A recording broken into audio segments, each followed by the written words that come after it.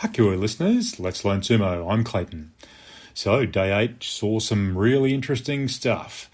Sanayama unfortunately went out Kyujo out hurt after hurting his arm after his battle with Hoshoryu last night. He got Watanage in the fight of the day last night with Hoshoryu. It appears he has torn his bicep or his pectoral muscle, so he's out for 3 or 4 weeks. Some of our front runners tonight, Hakuoho, he beat Shonanumi. That puts him up the list a little bit. Bigger man, but Hakuoho showed some pretty good strength and beat him by a Yorakiri. Wakamoto Haru debuted a new Kesho Mawashi apron tonight, designed by his mother. Very pretty representation of Hana Miyama Park in Fukushima, some sakura flowers. So some of the other fights tonight, Nishikigi versus Tobizaru. Pretty full-on fight, this one, as I thought it would be. Tobizaru is a bit of a chaos agent. They battled it out. Tobizaru got airborne as he went back, as Nishikigi went down forward. Look, it appeared that Nishikigi touched down first, but Tobizaru was in the air and outside the dohyo ring. And I believe, even though they didn't call a judge's mono-e conference, I think you'll find the referee called him out dead man body rule.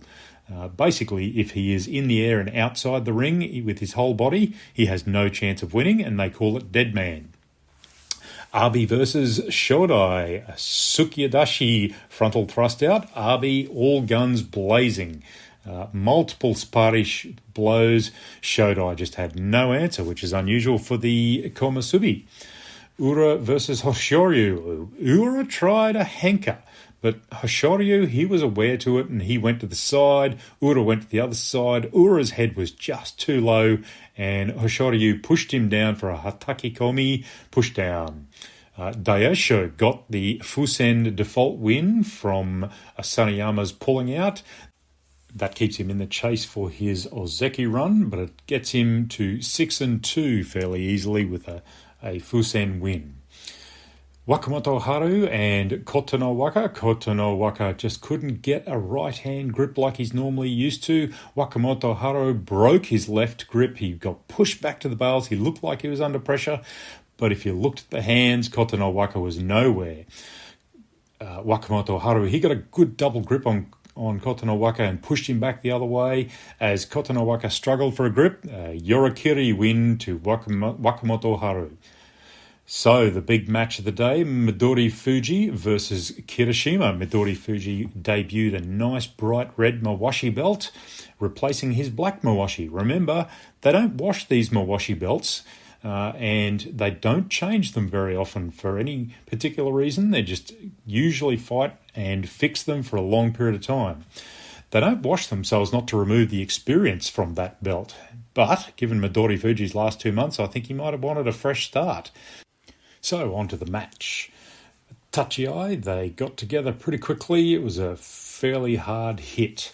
Midori Fuji tried hard for a back grip, and that very quickly went down to the Mawashi belt for a right deep grip on Kirishima. Kirishima held his arm in position for a little while. They stayed in position.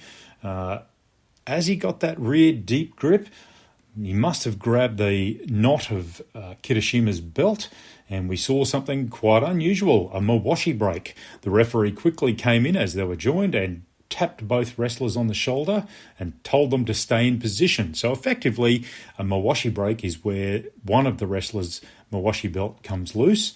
The referee asks them to stay in position as it gets retied. The Gyoji referee, he started tying it. He had some trouble to do it. He had to get a Yobadashi corner helper to come and help him.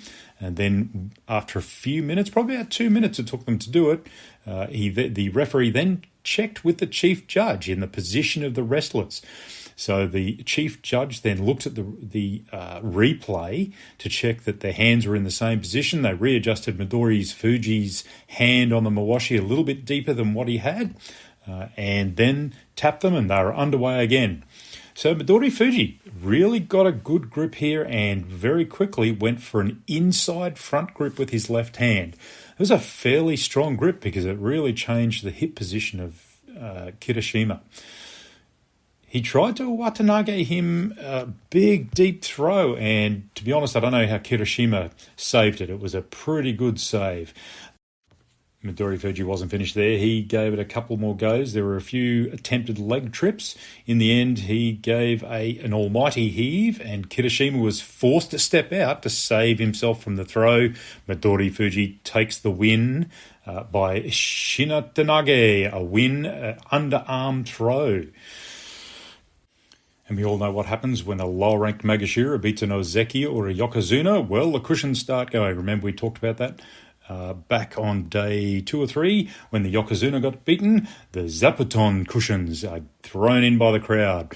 Bit of context there when a trier like Midori Fuji, smaller guy against an Ozeki. Midori Fuji, he's a trier and he's been struggling in these last few tournaments.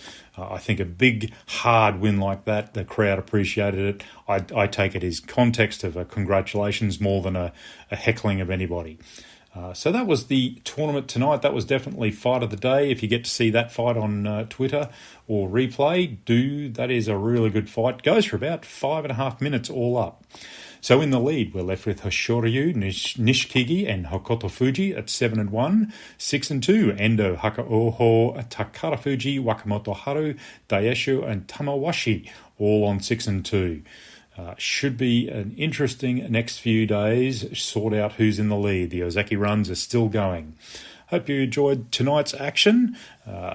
As always, hit the subscribe button, download the podcast, leave me a message at the Let's Learn Sumo Twitter or Insta page or Facebook, and I'll try and get back to you. That's it for tonight.